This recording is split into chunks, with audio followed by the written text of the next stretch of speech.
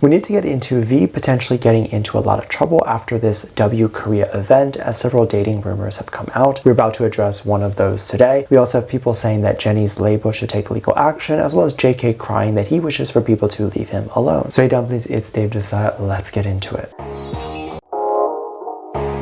There's something that I want to address here today, which is several different misconceptions. As I was doing research for today's video, I noticed a bunch of people talking about the V and W Korea dating rumors that have come out, including huge news sites like Koreaboo and various other news sites that are talking about the alleged dating rumor. And of course, all of these things I will get into today. But one of the first things I want to talk about is fans asking for several different celebrity labels to take legal action on the articles that are being posted. As someone who talks about news and someone who talks about current events similarly to Koreaboo, and we talk about kind of the same topics because I often get leads and tips for stories from sites like that, we need to discuss what's going on here. I'm using this person as an example and this comment as an example, but when talking about this, just know that a lot of people are saying the same thing. This particular person reposted or screenshotted two very specific articles that Koreaboo wrote, where they said that Jennie's new label needs to sue them for. One of the articles talks about a controversy with Jennie, so that at the very least makes sense, but another one talks about a controversy involving V, where Jennie's not mentioned at all.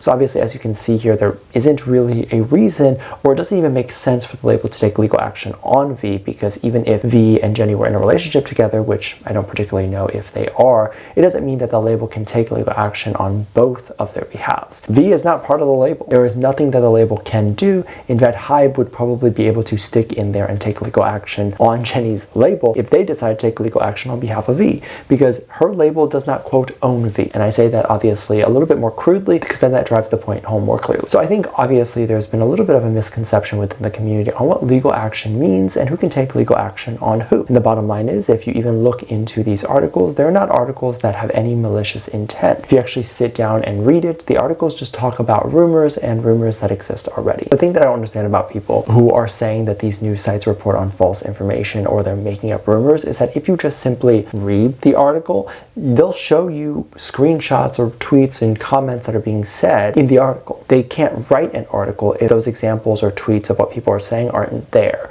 So things have definitely had to have existed prior to the article being written. So they're not spreading misinformation or starting rumors, but literally pointing a mirror back into the community, which is often what I do here as well. But instead of taking accountability for some people, they decide to ask the label to take legal action. I think it's very interesting, and it's a very interesting concept here. Of course, not everyone in the community needs a mirror pointed back at them, but for those who do, I've always wanted to shine a light on those people and for people to take accountability. And I don't know what Koreaboo's mission statement is, but I would imagine they're probably thinking about the community and how they can be a little radical sometimes as well. Hence why, again, similarly to what I do here, most of the stories revolve around what the general reaction of the community is to certain things rather than the actual story itself. So the story itself could be really small, but what they're focusing on, and oftentimes what I focus on, is what the reaction is from the community and what the tweets are, how people are dealing with that story, and just overall what people in the community are feeling. And yeah, the community's reaction to things is oftentimes more interesting than the actual story itself, because a lot of K-pop stories are things like a K-pop idol took their shirt off, which in like an objective point of view is not an interesting story, right? Everyone takes off their shirt.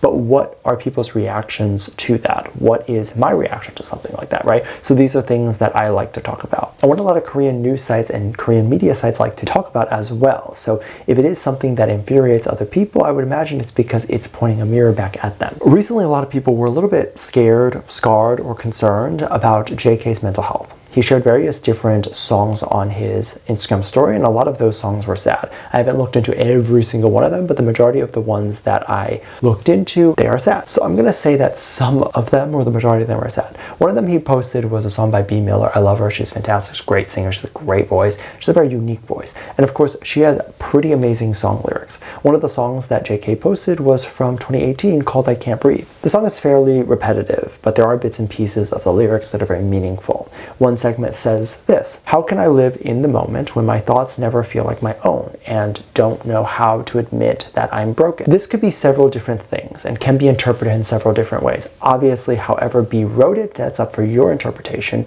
and if you know her, then obviously you would know what it means.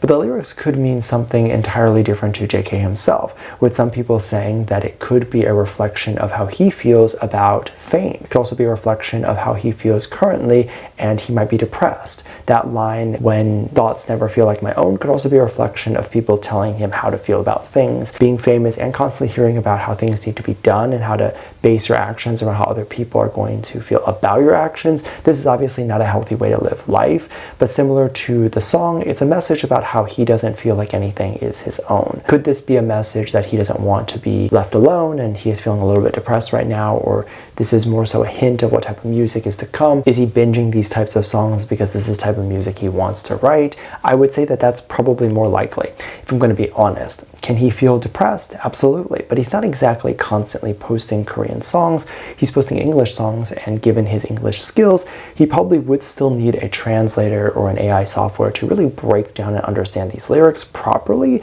and so there's effort that needs to be made. What I mean by this is he likely didn't find these songs himself. There's a huge chance that these songs that he was listening to, if they're sad songs, would all be in Korean. There's a huge chance that if he is listening to songs and they're sad songs, they would all be in Korean. And then if he does come across an English song, he would have to translate it to see if it fits the meaning of what he feels. Sad, right? But more than likely, he probably wouldn't resonate with the song prior to translating the lyrics. So then he would have to, for some reason, out of all the English songs he listens to, pick out and translate the lyrics to this song. So I'm really believing that, but this is just my conspiracy theory or thoughts. And if this is the type of music that BTS is going to make for their comeback, that'll be great. There's also been several different stories about the dating rumor between Wonyoung and V during the W Korea event. New, quote, evidence came out suggesting that Wonyoung was looking at V during a segment of the show. So someone was recording her reacting to something. They noticed that her eye shifted over and that someone apparently said it was in eye line to V, and they panned over to V. Now, I don't know if they noticed this, like the cameraman, immediately at the event, and that's why they panned to V, because I do think the pan adds to people believing that she was looking at him, or if this was just something that the fandom picked apart afterwards, right? So people thought that she was looking directly at him, and that would be their version of real proof that they're dating. People are annoying sometimes, and that's what I'll say about that.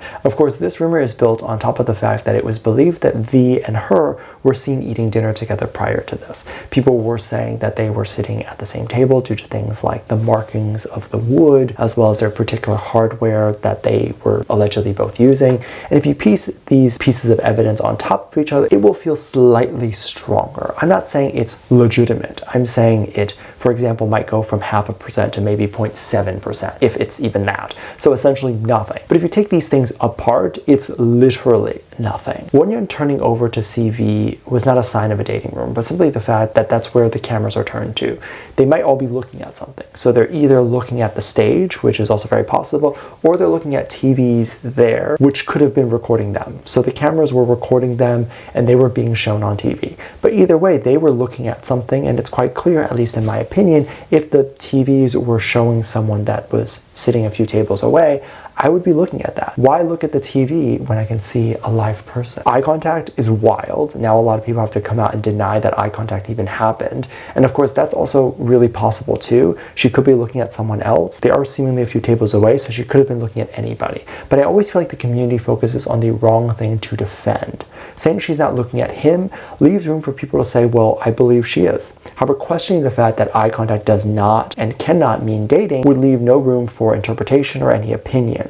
It's simply literally a fact. If you Google it, it'll tell you that eye contact does not mean dating, because you can make eye contact with literally everybody you meet on the day-to-day. And it takes away the opinion part, where if someone does say that they believe she is, you can't change their mind because they're going to point out sightline and they're going to point out stuff that they believe. And in my way of defending it, you're quite literally saying, if she was, who cares? Again, I always believe the community finds the wrong way to defend things.